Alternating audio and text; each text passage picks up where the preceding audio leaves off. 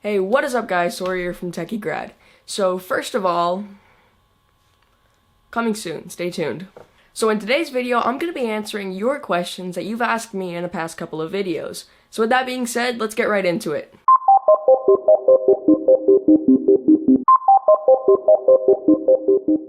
The first question comes from Lilith Eleanor, and she asks, what's your recommendation for laptops used by students?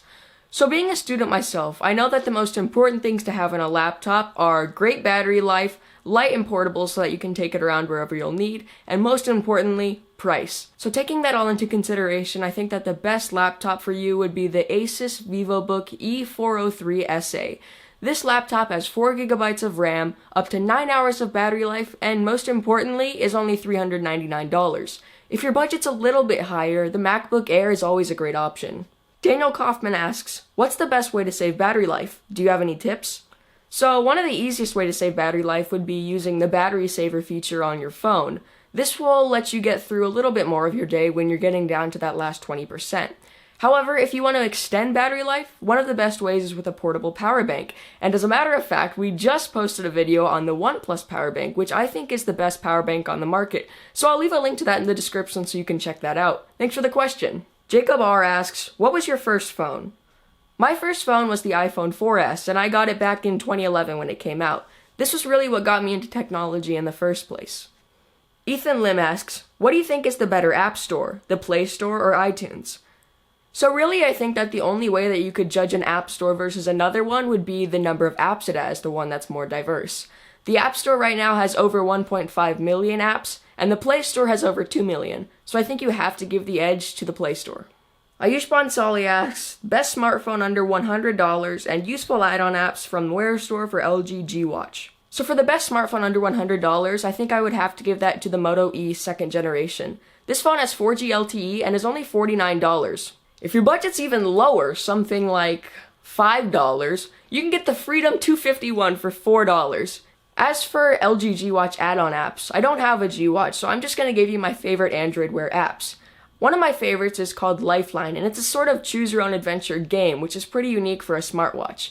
Another one is If by IFTTT, and that stands for If This, Then This. The point of this app is that it does one thing when something else happens. So for example, when I come home, when I get within about a 1-mile radius of my house, my hue lights will turn on. And this is a really interesting feature, and there's tons of different things you can do with it, so it's definitely worth checking out. Sahil Vaidya asks, pancake, waffle, or crepe?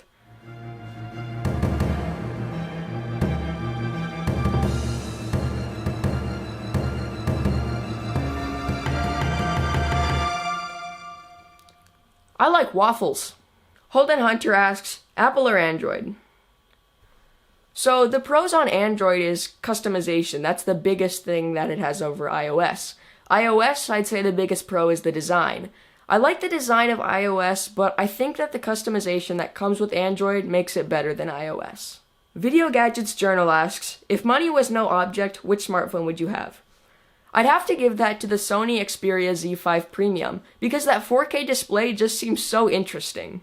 Turbo Tech says, dope video. What tips do you give to tech YouTubers who have just started, and who is your favorite YouTuber? So I think that one of the most important things when you're just starting out is to keep uploading no matter what. So I think that one of the biggest problems for me when I started out was just that my channel didn't really grow at all. But I think it's really important to remember to just keep uploading no matter what, because your subscribers will grow at an exponential rate. So no matter what happens, don't give up. For my favorite tech YouTuber, I'd probably have to give that to Ash Taylor, just because I feel like his videos are really different from anybody else who's on YouTube right now. Simon Anderson asks, how did you become such a baller? Well, if I had to pick one thing, I think that it would be the plants on my desk behind me. Thomas Wilson asks, best tech? That's kind of broad, so I'm just going to move on. Vince asks, top smartwatches. So I've said this before a lot in previous videos, and I still believe that it's true. The Huawei watch is the best smartwatch on the market right now. Though it may be expensive, it still has a great design, good battery life, and the best display of any smartwatch on the market right now. Team Phantom Potato asks, how did you get so popular? I've been trying to figure out how to get noticed and tried everything, but... Well, I think that, like I said to the previous question, the best way to do this is just continue uploading and never give up, and try to work as hard as you can to make your videos better and better each time you upload. So thanks a lot for asking all of your questions, and also thank you so much for 400 subscribers. Expect more question videos in the future, and if you ever have any questions, just drop them below in the comment section. As always, thank you for watching, and I'll see you in the next one.